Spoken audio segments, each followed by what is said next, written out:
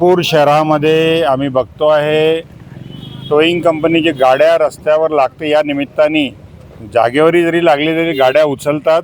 जो नियम आहे नियमानुसार त्यांनी काम करायला पाहिजे, ते होत नाही। सर्रास भ्रष्टाचार होते। हॉस्पिटलसमोर एखाद्या कंपनीसमोर बँकेसमोर गाडी एखाद्या सिनियर सिटीजनची उभी जरी असली तर त्या ठिकाणी अनाऊन्स करून त्यांना चेतावणी देण्याची गरज आहे। ते न करता ते त्या ठिकाणी ते गाडी सरळ उचलून पोलीस स्टेशनला घेऊन जातात व मोठ्या प्रमाणात भ्रष्टाचार होते।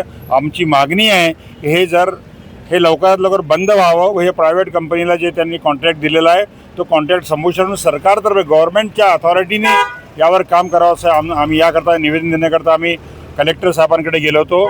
त्यांनी आम्हाला रिस्पॉन्स दिला। त्यांनी 3 दिवसानंतर एक मीटिंग कॉल केली आहे त्या लोकांची व त्यांनी यावर ताबडतोब निर्णय घ्यावा व या भ्रष्टाचार करणाऱ्या कंपनीला शहरातून बाहेर करावं अशी आमची मागणी आहे।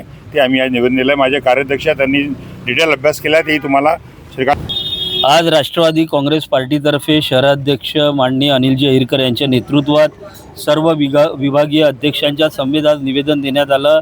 नागपूर शहरामध्ये नो पार्किंग झोनमधील गाडी उचलण्यासाठी डिको फर्म या कंपनीला महानगरपालिका आणि पोलीस विभागाकडून ट्राय पार्टी ॲग्रीमेंटने काही नियमावली सकट कॉन्ट्रॅक्ट करण्यात आला होता, परंतु सर्रास नियमावलीचं उल्लंघन करून डिको फर्म कंपनी गाड्या टार्गेट म्हणून उचलण्याचं काम करते आहे। टार्गेट कंप्लीशनच्या दृष्टिकोनातनं काम करत आहे।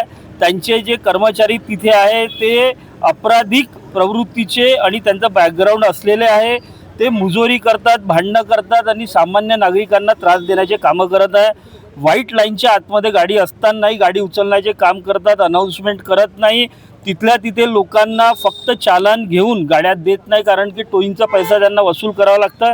याच्याच विरोधात राष्ट्रवादी काँग्रेस पार्टीने आज हे निवेदन जिल्हाधिकाऱ्यांना दिलेलं आहे आणि जिल्हाधिकाऱ्यांनी आश्वस्त केलेलं आहे की येत्या 3 दिवसामध्ये यांना इंटरव्हेन करून सगळ्यांची मीटिंग घेऊन याच्यावर तोडगा काढू।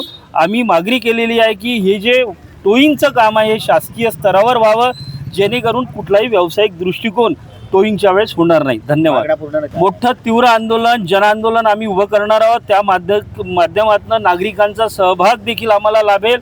नागरिक त्रस्त आहे आणि आम्ही डिको फर्म सारख्या कंपनीला नागपूर शहरापासून हद्दबाहेर करू एवढं नक्की।